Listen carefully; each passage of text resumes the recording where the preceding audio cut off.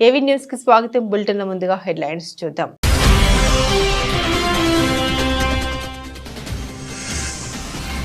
ఛత్తీస్గఢ్ లో అంతర్రాష్ట్ర సమన్వయ భేటీ 2026 నాటికి నక్సలిజం నుండి దేశానికి విముక్తి కలుగుతుందన్న కేంద్ర హోంమంత్రి అమిత్ షా.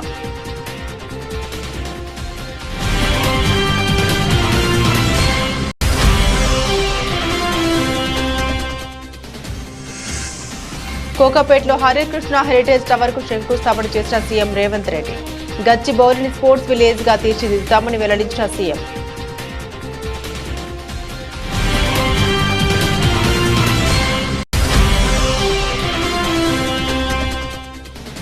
రాజమండ్రిలో వచ్చే నెల 8 నుండి 11 వరకు 78వ నేషనల్ మెగా బ్యాడ్మింటన్ పోటీలు. జాతీయ క్రీడాకారులు వస్తున్నారని తెలిపిన స్థానిక MLA organizing committee chairman Adireddy Srinivas.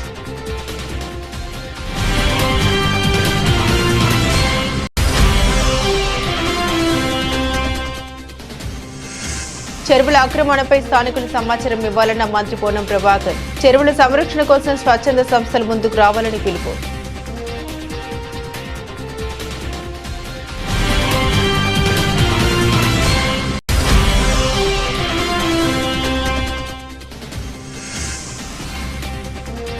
చెన్నైలో ఘనంగా మొదలైన ఇండియన్ రేసింగ్ లీగ్. విజేతలుగా నిలిచిన జోన్ లాంగెస్టర్ జార్డెన్ పర్యాజ్.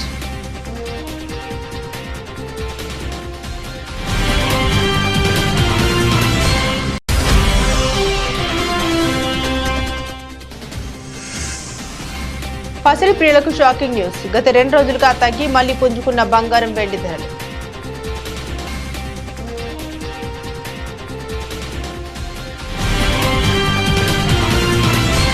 ఇక వివరాలకు వెళ్తే ఛత్తీస్గఢ్ లో కేంద్ర హోంమంత్రి అమిత్ షా అధ్యక్షతన అంతర్రాష్ట్ర సమన్వయ భేటీ జరిగింది.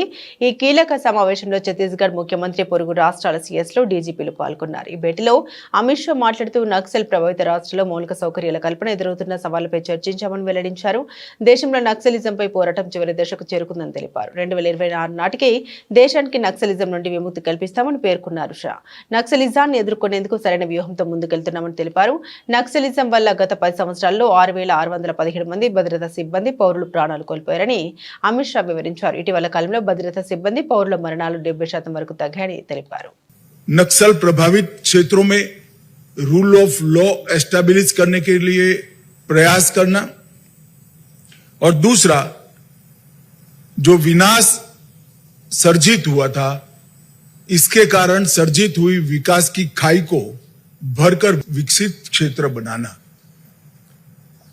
और मुझे हर्ष है कि कई एरिया, कई राज्य 2019 से के लेकर 24 तक नक्सल प्रभावित क्षेत्र के नाम से, तमगे से मुक्त हुए हैं. बिहार, झारखंड, उड़ीसा, आंध्र प्रदेश, तेलंगाना, मध्य प्रदेश और कमोबेश महाराष्ट्र भी, ये सारे राज्य महाराष्ट्र का एक जिला छोड़कर नक्सल समस्या से मुक्त हुआ है. मैं मानता हूं कि ये भारत सरकार का बहुत बड़ा अचीवमेंट है. 2036లో హైదరాబాద్ లో ఒలింపిక్ గేమ్స్ నిర్వహిస్తామని ముఖ్యమంత్రి రేవంత్ రెడ్డి అన్నారు. ఈ మేరకు తమకు అవకాశం కల్పించాలని ప్రధాని మోదీని కోరినట్లు తెలిపారు. అంతర్జాతీయ స్థాయిలో వసతులు కల్పించడానికి సిద్ధంగా ఉన్నామని తెలిపారు. ఎన్ఎండిసి హైదరాబాద్ మారథాన్ విజేతలకు గచ్చిబౌలి స్టేడియంలో సీఎం రేవంత్ రెడ్డి బహుమతులు అందజేశారు. ఈ సందర్భంగా ఆయన మాట్లాడారు. 2036లో ఒలింపిక్స్ ను భారత్ లో నిర్వహించాలని ప్రధాని మోదీ ఆలోచన చేస్తున్నారని తెలిపారు. విశ్వ క్రీడల్ని హైదరాబాద్ లో నిర్వహించేందుకు అవకాశం ఇవ్వాలని కోరామన్నారు. అంతర్జాతీయ స్థాయిలో స్టేడియాలు నిర్మిస్తామని, వసతులు కల్పిస్తామని చెప్పారన్నారు. దానికోసం ఇప్పటి నుండి ప్రణాళికబద్ధంగా పనిచేస్తామని చెప్పినట్లు వెల్లడించారు. ఒలింపిక్ గేమ్స్ ని ఇండియా ఆర్గనైజ్ చేయాలని ప్రధానమంత్రి గారు ఏదైతే ఆలోచన చేస్తున్నారో, ఆ ఒలింపిక్ గేమ్స్ని హైదరాబాద్ వేదికగా మేము నిర్వహిస్తాము. తెలంగాణ రాష్ట్రానికి అవకాశం ఇవ్వండి. ఇంటర్నేషనల్ స్టాండర్డ్స్ స్టేడియంస్ని అన్నిటిని కూడా ఇన్ఫ్రాస్ట్రక్చర్ తెలంగాణ రాష్ట్ర ప్రభుత్వం క్రియేట్ చేస్తుంది. తెలంగాణ రాష్ట్ర ప్రభుత్వం ఆ వసతులను అన్నిటిని కూడా ఇప్పటి నుంచే ప్రణాళికబద్ధంగా అభివృద్ధి చేస్తామని చెప్పి మేము వారికి చెప్పడం జరిగింది.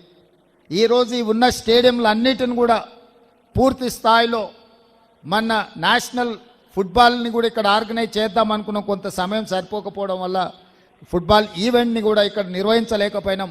తొందరలో ఈ దేశంలో జరిగే ఏ క్రీడలైనా ఇంక్లూడింగ్ క్రికెట్తో పాటు మిగతా క్రీడల్ని తెలంగాణ రాష్ట్రం నుంచే, ముఖ్యంగా గచ్చిబౌలి ప్రాంతం నుంచే నిర్వహించాలన్న ఆలోచన రాష్ట్ర ప్రభుత్వం చేస్తున్నది. ఈరోజు మీరందరూ వేలాది మందిగా ఈ కార్యక్రమంలో పాల్గొని తెలంగాణ రాష్ట్రం క్రీడలకు వేదికగా మారడానికి మీ అందరి భాగస్వామ్యం అవసరం. తెలంగాణ వ్యాప్తంగా చెరువుల ఆక్రమణపై సమాచారం ఇవ్వాలని మంత్రి పొన్నం ప్రభాకర్ ప్రజలకు పిలుపునిచ్చారు. ఈ మేరకు ఆయన ఓ వీడియోను విడుదల చేశారు. పర్యావరణ పరిరక్షణ కోసం జంట నగరాలతో పాటు తెలంగాణ వ్యాప్తంగా ఎక్కడైనా చెరువులు ఆక్రమణకు గురైనట్లు తెలిస్తే స్థానికులు ప్రభుత్వం దృష్టికి తీసుకురావాలన్నారు. పూర్వీకుల నుండి వారసత్వంగా వచ్చిన చెరువులు ఎక్కడెక్కడ ఉన్నాయో తెలుసుకుని అవి ఆక్రమణకు గురైతే ఫిర్యాదు చేయాలన్నారు. ఆక్రమణకు పాల్పడింది ఏ పార్టీ వారైనా, ఎంత పెద్దవారైనా సరే సమాచారం ఇవ్వాలన్నారు. ముఖ్యంగా హైదరాబాద్ ఇన్ఛార్జ్ మంత్రిగా చెబుతున్నాను, చెరువుల పరిరక్షణ కోసం అందరూ ముందుకు రావాలని పేర్కొన్నారు. ఫిర్యాదు చేస్తే అధికారులు వచ్చి చర్యలు తీసుకుంటారన్నారు. రాష్ట్ర వ్యాప్తంగా చెరువుల పరిరక్షణకు స్వచ్ఛంద సంస్థలు ముందుకు రావాలని పిలుపునిచ్చారు. ఎవరి మీద కక్షపూరితంగానో లేదా ఉద్దేశపూర్వకంగానో వ్యక్తుల మీదనో పార్టీల మీదనో జరుగుతున్న పోరాటం కాదని, పరివర్తన కోసం తమ ప్రభుత్వం ఈ నిర్ణయం తీసుకుందన్నారు. రాష్ట్రంలోని చెరువుల పరిరక్షణ కోసం తెలంగాణ ప్రజాపాలన ప్రభుత్వం ఈ నిర్ణయం తీసుకుందన్నారు మంత్రి పొన్నం. పర్యావరణాన్ని కాపాడాలని జంట నగరాలతో పాటుగా తెలంగాణ రాష్ట్ర వ్యాప్తంగా ఎక్కడైతే చెరువులు ఆక్రమణకు గురైన సమాచారం ఆ స్థానిక ప్రజలకు తెలిస్తే చాలు, దాన్ని ప్రభుత్వం దృష్టికి తీసుకురండి. ఎంత పెద్దవాళ్ళు ఉన్నా చెరువు ఆక్రమణకు గురి అయిందంటే అక్కడ సంబంధిత అధికారులు వచ్చి తగిన చర్యలు తీసుకుంటారు. ఈరోజు సమాజంలో మన బాధ్యతగా మనం భవిష్యత్తు తరానికి ఇచ్చేటువంటి వరం ఇది. మీ ప్రాంతంలో మీకు ఎక్కడ ఆర్టీఐ ద్వారా తీసుకున్నా, పూర్వీకుల దగ్గర నుంచి వచ్చేటువంటి వారసత్వంలో చెరువులు ఎక్కడెక్కడ ఉండనో తెలుసుకొని అవి ఆక్రమణకు గురైతే ఎంత పెద్దవాళ్ళైనా సరే, ఏ పార్టీ వాళ్ళైనా సరే ఆ సమాచారాన్ని ప్రభుత్వానికి ఫిర్యాదు రూపంలో చేయండి. ముఖ్యంగా హైదరాబాద్ ఇన్ఛార్జ్ మంత్రిగా జరుగుతున్నటువంటి చెరువుల పరిరక్షణకు జరుగుతున్నటువంటి ఒక కార్యక్రమంలో హైదరాబాద్ జంట నగరాల ప్రజలు, రంగారెడ్డి ప్రజలు ప్రకృతిని, భవిష్యత్ తరాన్ని, చెరువులను కాపాడుకొని ఒక వ్యవస్థను కాపాడుకోవడం జరిగే ఈ యొక్క ప్రక్రియలో స్వచ్ఛందంగా మీ ప్రాంతంలో చెరువులను రక్షించుకోవడానికి తరలి రావాల్సిందే ఈ సందర్భంగా కోరుతాను. ప్రభుత్వం ఎవరి మీద కక్షపూరితంగా లేదా వ్యక్తిగతంగా ఉద్దేశపూర్వకంగా ఇందులో వ్యక్తుల మీద, పార్టీల మీద జరుపుతున్నటువంటి పోరాటం కాదు ఇది. ఒక ప్రభుత్వం ఒక పరివర్తన తేవాలనుకున్నప్పుడు కొద్దిగా కష్టమైన, నష్టమైన ఇది తప్పది. కాబట్టి మరొకసారి చెరువుల పరిరక్షణకు తెలంగాణ ప్రజాపాలన ప్రభుత్వం తీసుకున్న నిర్ణయానికి ఎక్కడెక్కడైతే చెరువుల ఆక్రమణకు గురైనయో వాటన్నిటి సమాచారాన్ని సంబంధిత అధికారుల దృష్టికి ఫిర్యాదు రూపంలో తీసుకురావాల్సిందిగా అందరికీ విజ్ఞప్తి చేస్తాను. ప్రతి ఇంట్లో ఒకరు జ్వరంతో బాధపడుతున్నారని, పిట్టల్లాగా ప్రజలు చనిపోతుంటే ప్రభుత్వానికి చీమ కుట్టినట్లయినా లేదని బీఆర్ఎస్ ఎమ్మెల్యే హరీష్ రావు విమర్శించారు. రాష్ట్రంలో డెంగ్యూ కేసులు 36% పెరిగాయన్నారు. డెంగ్యూ కేసులపై ప్రభుత్వం ఇప్పటి వరకు ఒక సమీక్ష కూడా చేయలేదని తెలిపారు. ప్రభుత్వ దవాఖానాల్లో మందులు లేవన్నారు. ప్రజారోగ్యం కంటే ఏదైనా ముఖ్యమైనది ఉందా అని ప్రశ్నించారు. హైదరాబాద్ తెలంగాణ భవన్లో పార్టీ ఎమ్మెల్యేలు పల్లా రాజేశ్వరరెడ్డి, పైలట్ రోహితిరెడ్డితో కలిసి ఆయన మీడియాతో మాట్లాడారు. రాష్ట్రంలో పారిశుద్ధ్యం అస్తవ్యస్తంగా మారిందన్నారు. దోమల నివారణకు చర్యలు తీసుకుంటున్నారా అని ప్రశ్నించారు. రాష్ట్రంలో హెల్త్ ఎమర్జెన్సీ పరిస్థితి ఉందని తెలిపారు. డెంగ్యూపై సమీక్ష చేయకుండా విపక్షాలపై కక్ష సాధింపులకు పాల్పడుతున్నారని ఆగ్రహం వ్యక్తం చేశారు హరీష్ రావు. పేరుకు ప్రజాపాలన, కానీ జరుగుతున్నదంతా ప్రజా సమస్యలను పక్కదారి పట్టించే పాలన. సమస్యల పరిష్కారానికి బదులు సంచలనాల కోసం కాంగ్రెస్ ప్రభుత్వం, రేవంత్ రెడ్డి గారి ప్రభుత్వం సమయం కేటాయిస్తూ ఉంది. ఇవాళ రాష్ట్రంలో ఏం జరుగుతుందో మనందరం చూస్తున్నాం. మీరు జర్నలిస్టులుగా మీకు కూడా తెలుసు, మీ కుటుంబాల్లో కానీ, మీ బంధుమిత్రుల్లో కానీ ఎవరికి ఫోన్ చేసినా ప్రతి 2 ఇళ్లలో ఒకరి జ్వరంతో బాధపడుతున్నారు. ఈ రాష్ట్రంలో జిల్లాల్లో కానీ, గ్రామాల్లో కానీ, హైదరాబాద్ నగరంలో కానీ ఇవాళ విష జ్వరాలతో ప్రజలు అల్లాడుతూ ఉంటే ఈ ప్రభుత్వం మాత్రం ప్రత్యర్థుల మీద విషం జిమ్మేటువంటి కార్యక్రమానికి రేవంత్ రెడ్డి గారి ప్రభుత్వం పాల్పడతా ఉంది. రోజు పత్రికల్లో పతాక శీర్షికన వార్తలు వస్తూ ఉన్నాయి.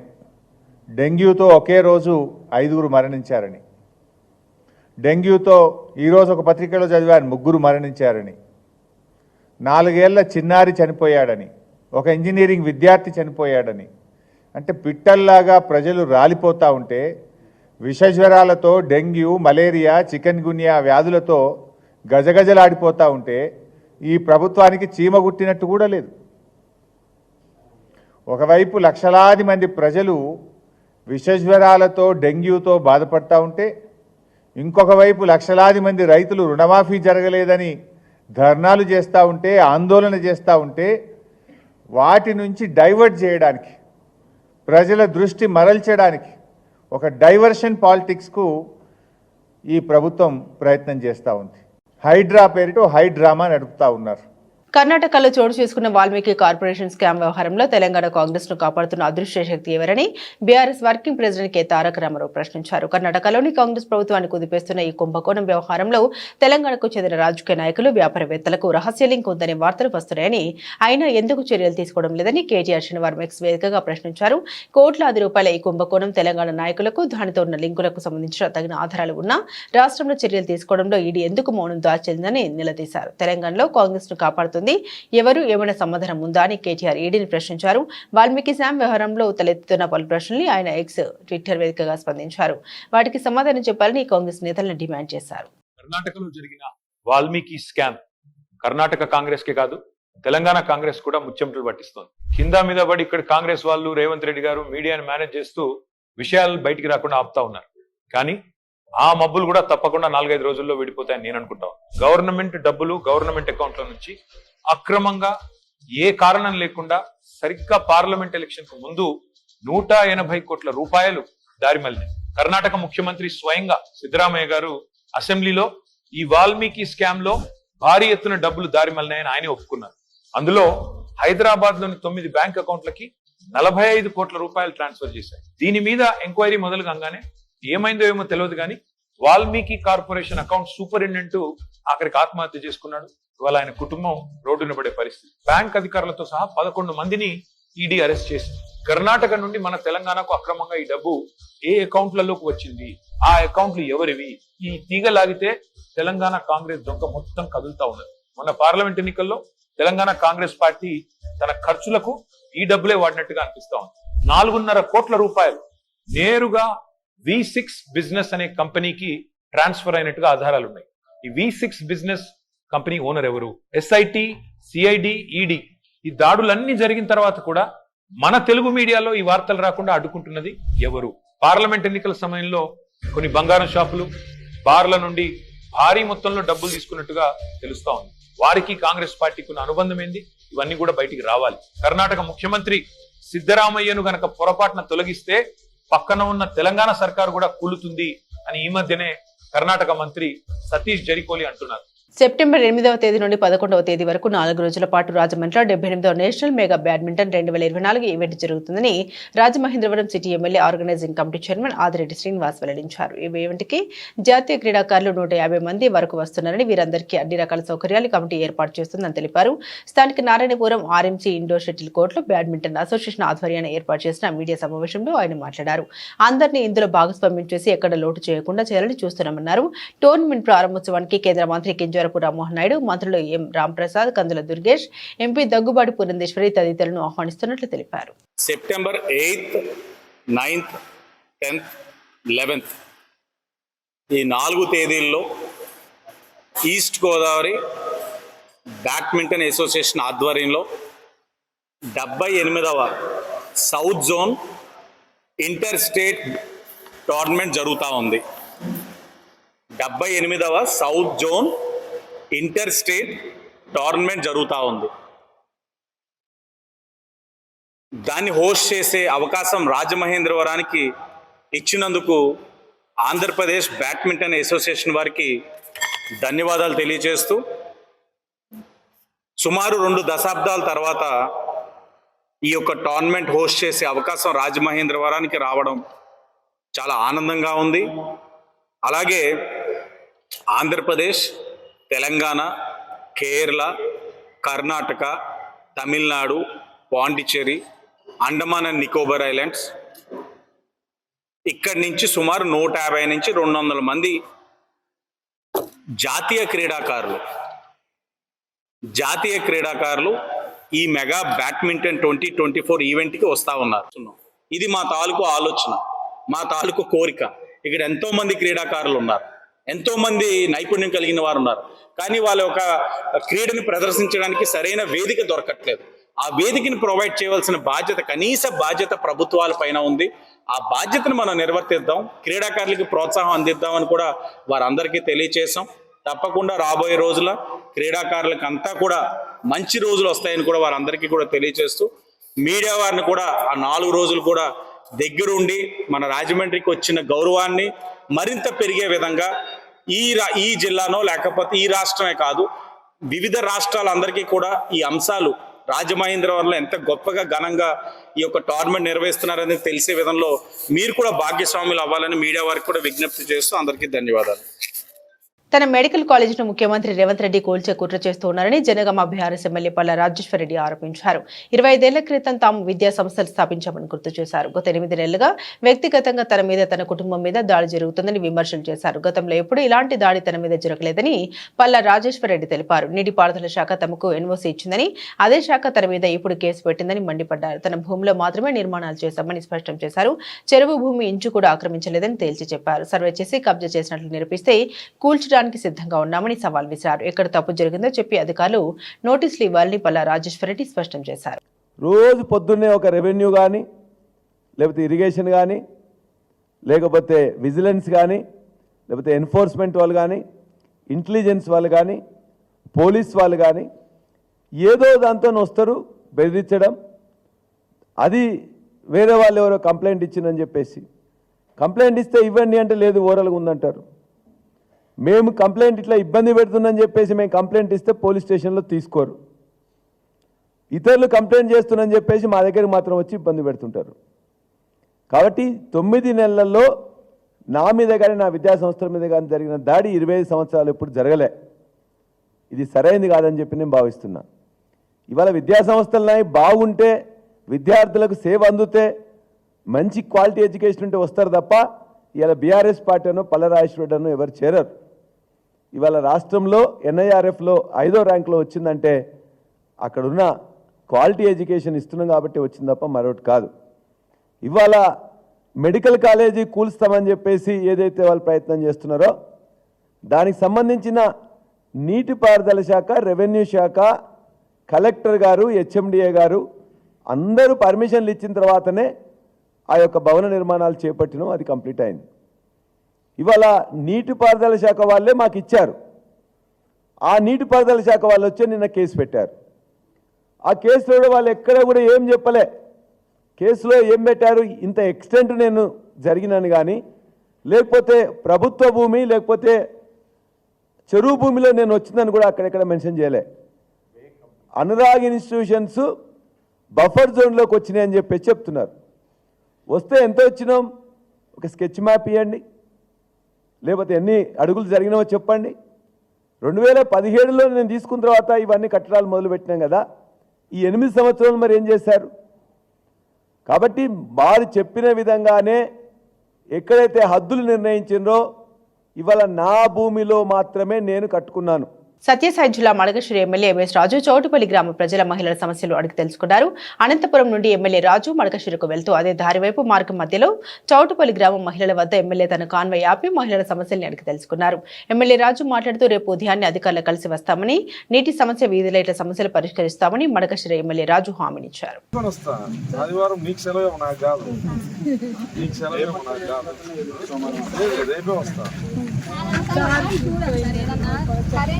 లైట్లు కానీ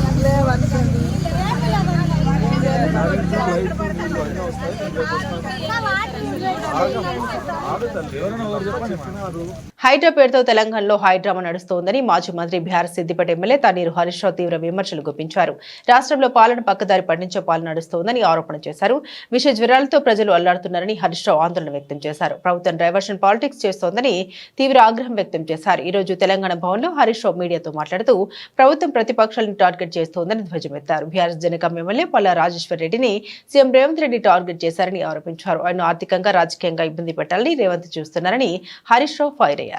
మేమేం హైడ్రాకు వ్యతిరేకం కాదు, అక్రమ కట్టడాలను ఖచ్చితంగా కొట్టాల్సిందే, దాన్ని మేమేం సమర్థించం, ఎక్కడ కూడా ఈ అక్రమాలను మేము సమర్థించం. కానీ టార్గెటెడ్గా, పొలిటికల్గా, రాజకీయ ప్రేరితమైనటువంటి దాంట్లో అధికారులు అత్యుత్సాహాన్ని ప్రదర్శించొద్దు. దయచేసి డాక్యుమెంట్స్ అన్ని పరిశీలించండి, న్యాయాన్ని గుర్తించండి, అన్నీ చేసిన తర్వాత నోటీస్ ఇచ్చి పద్ధతిలో చేయండి ఏదైనా చేస్తే. కానీ అధికారం ఉంది కదా అని, వాళ్ళు చెప్పింది కదా అని రాత్రికి రాత్రి చేసి బుల్డోజింగ్ పద్ధతిని చేయకూడదని చెప్పి మేము అధికారులకు కూడా ఈ సందర్భంగా చెప్తా ఉన్నాం. ఎందుకంటే రాజకీయంగా అంటే పల్లారాజేశ్వర రెడ్డి గారు కొట్లాడతాం, బీఆర్ఎస్ పార్టీ మేము అందరం కొట్లాడతాం. కానీ రాజకీయంగా ఉన్నటువంటి కక్షను అటు విద్యా సంస్థల మీదనో ఆసుపత్రుల మీదనో మనం చేయడం సరియైంది కాదు. రాజకీయ కక్షలకు ఆసుపత్రులు విద్యా సంస్థలు కేంద్రం కాకూడదు అని చెప్పి నేను ఈ సందర్భంగా ప్రభుత్వానికి తెలియజేస్తా ఉన్నా. తెలంగాణ రాష్ట్ర వ్యాప్తంగా డ్రగ్స్ గంజాయి మహమ్మారిపై రాష్ట్ర ప్రభుత్వం ఉక్కుపాదం మోపుతూ దాన్ని అరికట్టేందుకు కఠిన చర్యలు తీసుకుంటున్న సందర్భంగా యువత గంజాయి మత్తుకు బానిసలై తమ జీవితాన్ని నాశనం చేసుకునే దిశగా అడుగులు వేయకుండా వారికి అవగాహన కల్పిస్తూ చైతన్యవంతం చేసేందుకు గాను రత్నగిరి ఫౌండేషన్ ఆధ్వర్యంలో నేడు కొల్లాపూర్ పట్టణంలో వివిధ పాఠశాల కళాశాల విద్యార్థులు యువతతో కలిసి పట్టణ పురవీధుల గుండా భారీ ర్యాలీ నిర్వహించారు. ఈ సందర్భంగా విద్యార్థులను ఉద్దేశించి జిల్లా ఎస్పీ గాయక్వాడ్ వైభవ్ గారు మాట్లాడారు. గతంలో ఇలాంటి అవేర్నెస్ ర్యాలీలు నిర్వహించిన పరిస్థితి లేదు, నేడు ఎందుకు వస్తుంది అన్నది ఆలోచించాలి. ముఖ్యంగా సోషల్ మీడియాలో మంచిని వదిలేసి చెడు వాటికి ఎక్కువ ఆకర్షణ అవుతున్నారు. డీఎస్పీ బి శ్రీనివాస్ గారు మరియు ఎక్సైజ్ సూపరింటెండెంట్ గాయత్రి గారు మాట్లాడుతూ యువత గంజాయి మత్తులు జీవితాలు నాశనం చేసుకుని కుటుంబాలకు శోకం మిగిల్చవద్దని సూచించారు. తెలుసు ఇది drugs issue, already Arun Kumar గారు చెప్పారు. ఈ డ్రగ్స్ ఇష్యూ గురించి మన ఇంత చిన్న టౌన్లో, చిన్న డిస్టిక్ లెవెల్లో, రూరల్ బ్యాక్గ్రౌండ్ లెవెల్లో ఈ టైప్లో ర్యాలీ, ఈ టైప్లో అవేర్నెస్ ప్రోగ్రామ్ అవకాశం ఉంది. ఇప్పుడు ఈ టైప్లో ఆలోచన మేము 4-5 ఇయర్స్ ముందు చేయలేదు. సో ఈ సిచ్యువేషన్ ఎందుకు వచ్చింది అంటే ఇప్పుడే ఈ డ్రగ్స్ ఎస్పెషల్లీ గాంజా మన విలేజ్ లెవెల్లో దొరుకుతుంది. చిన్న పిల్లలు 15 ఇయర్స్ 14 ఇయర్స్ పిల్లలు కూడా ఈ డ్రగ్స్లో యాడిక్ట్ అవుతున్నారు. ఎందుకు అవుతున్నారు అంటే ఈ రెగ్యులర్గా మన సోషల్ మీడియా కానీ, తర్వాత వేరే వెస్టర్న్ కల్చర్ కానీ, బయటకి రాష్ట్రంలో ఏం జరుగుతుందే అదే మన ఈజీలీ యాక్సెస్ ఉంది. మన సోషల్ మీడియా కానీ, ఇంటర్నెట్ కానీ ఈజీగా యాక్సెస్ ఉంది. దాని కాబట్టి మన వాళ్ళు కూడా అదే బ్యాడ్ అడిక్షన్లో ఈజీగా అట్రాక్ట్ అవుతున్నారు. సోషల్ మీడియాలో, ఇంటర్నెట్లో both bad and good things ఉన్నాయి. బట్ మన వాళ్ళు ఈజీగా ఎక్కడ అట్రాక్ట్ అవుతున్నారు? బ్యాడ్ థింగ్స్లో అవుతున్నారు. సో మన అబ్జర్వేషన్ ఏముంది, ఎందుకు పిల్లలు ఈ డ్రగ్స్లో అడిక్ట్ అవుతున్నారు అంటే ఎస్పెషల్లీ 3 రీజన్స్. అది ఫస్ట్ రీజన్స్ కి మన డిప్రెషన్లో ఉన్నారు, కొంచెం సాడ్ ఉంది, కొంచెం లేక ఇంటికి ప్రాబ్లం ఉంది, పువర్ బ్యాక్గ్రౌండ్ ఉంది, దానికోసం మన డ్రగ్లో అడిక్ట్ అవుతున్నారు. ఏ సొల్యూషన్ వస్తే అది డ్రగ్లో అడిక్ట్ అయిన తర్వాత మన డిప్రెషన్ తక్కువ కాదు, ఇంకా పెరుగుతుంది. సో ఈ డిప్రెషన్, పువర్ ఫ్యామిలీ బ్యాక్గ్రౌండ్, మన ఏదైనా ప్రాబ్లం ఉంది, అదే డ్రగ్స్లో అడిక్ట్ అయిన తర్వాత తక్కువ కాదు, ఇంకా ఎక్కువ అయితే. సెకండ్ రీజన్ అంటే మన పిల్లలు ఏ ఆలోచన చేస్తా కి అది after taking ganja or after smoking cigarettes and all this they feel like smart and cool. అదే యాటిట్యూడ్ ఉంది పబ్లిక్లో. అరే చాలా మంది అది స్మోకింగ్ చేస్తున్నారు, తర్వాత రింగ్ అది స్మోక్ బయటకి వస్తున్నారు, చాలా హ్యాపీగానే అది వీడియో క్లిక్ చేసి సోషల్ మీడియాలో పెడుతున్నారు. సో ఇది looking like a cool and smart. అదే యాక్చువల్లీ అదే రైట్ లేదు.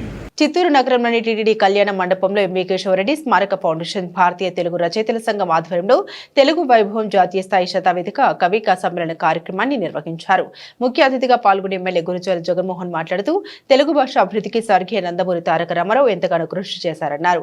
తెలుగు భాషకు పట్టం కట్టడానికి ఇలాంటి సదస్సులు నిర్వహించడం హర్షణీయమన్నారు. కన్న తల్లిని ప్రేమించేవాడు తెలుగు భాషను ప్రేమిస్తాడని, భాషను ప్రేమించేవాడు దేశాన్ని ప్రేమిస్తాడని తెలిపారు. తెలుగు భాష వైభవానికి తన సహాయ సహకారాలు ఎల్లప్పుడూ ఉంటుందన్నారు. ఈ సందర్భంగా ఎమ్మెల్యే గురజాల జగన్మోహన్, ఆహ్వాన కమిటీ సభ్యులు శ్రీధర్ రెడ్డి, అధ్యక్షులు మరిపూడి దేవేంద్రనాథ్, సంఘ సభ్యులు ఘనంగా దుశాలువ కప్పి సన్మానించారు. అనంతరం ఎమ్మెల్యే ప్రతిభ కనబరిచిన కవులను సన్మానించి సత్కరించారు. ఈ కార్యక్రమంలో అధిక సంఖ్యలో కవులు, పండితులు పాల్గొన్నారు.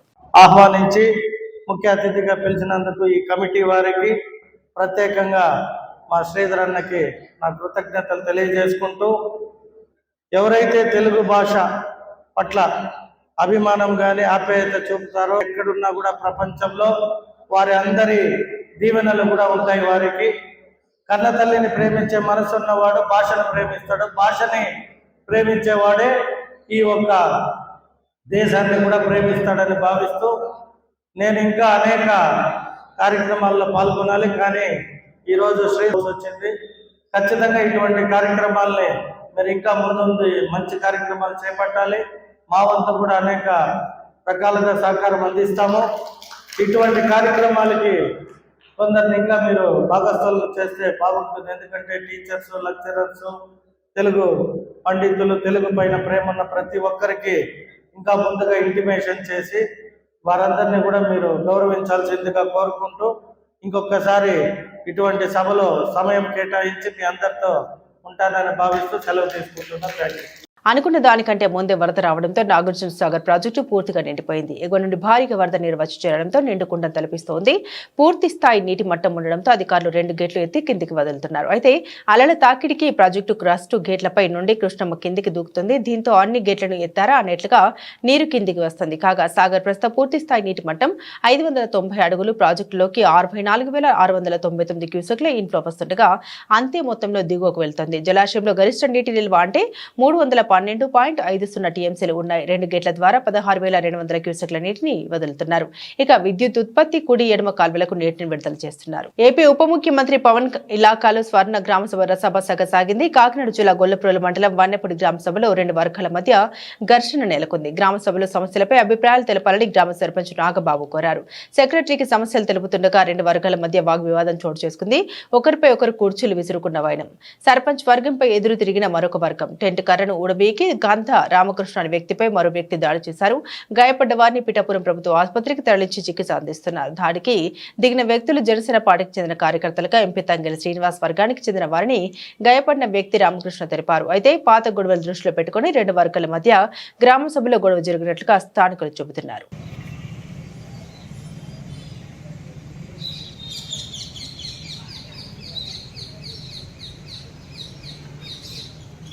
భారత్లో రేసింగ్ అభిమానులు అత్యంత ఆసక్తిగా ఎదురుచూసిన ఇండియన్ రేసింగ్ లీగ్ చెన్నైలో అట్టహాసంగా మొదలైంది.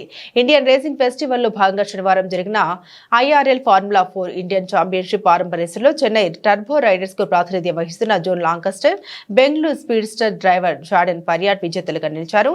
ఏ లెవెల్ డ్రైవర్ల కోసం నిర్వహించిన రేసులో లాంకస్టర్ రేసును 27 నిమిషాల 15.812 సెకండ్లో పూర్తి చేసి అగ్రస్థానాన్ని దక్కించుకున్నారు. ఇక F4 ఇండియన్ ఛాంపియన్షిప్ రేసును 21 నిమిషాల 14.967 సెకండ్లో పూర్తి చేసిన జార్డన్ అగ్రస్థానం కైవసం చేసుకున్నారు.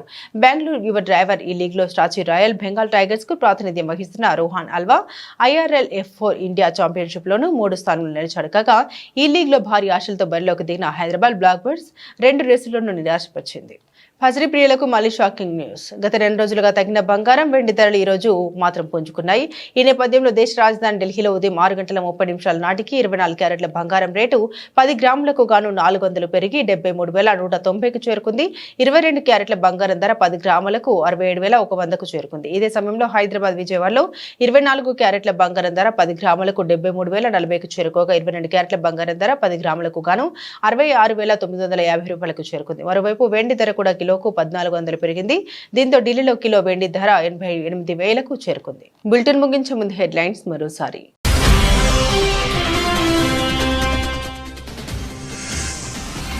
ఛత్తీస్గఢ్ లో అంతరాష్ట్ర సమన్వయ భేటీ. 2026 నాటికి నక్సలిజం నుండి దేశానికి విముక్తి కలుగుతుందన్న కేంద్ర హోంమంత్రి అమిత్ షా.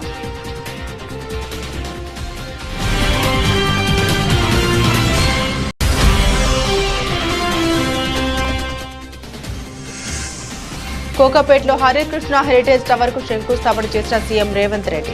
గచ్చిబౌలిని స్పోర్ట్స్ విలేజ్ గా తీర్చిదిద్దామని వెల్లడించిన సీఎం.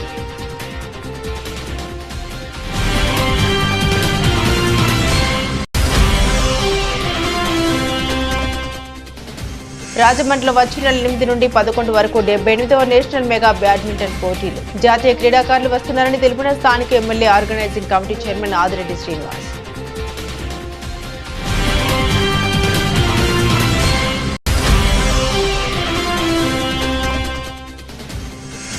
చెరువుల ఆక్రమణపై స్థానికులు సమాచారం ఇవ్వాలన్న మంత్రి పొన్నం ప్రభాకర్. చెరువుల సంరక్షణ కోసం స్వచ్ఛంద సంస్థలు ముందుకు రావాలని పిలుపు.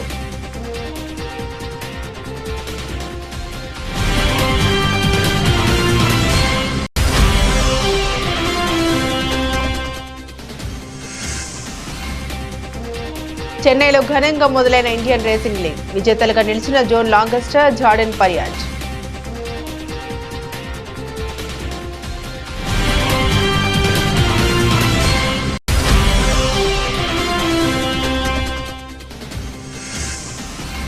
పసిడి ప్రియులకు షాకింగ్ న్యూస్. గత 2 రోజులుగా తగ్గి మళ్లీ పుంజుకున్న బంగారం, వెండి ధరలు.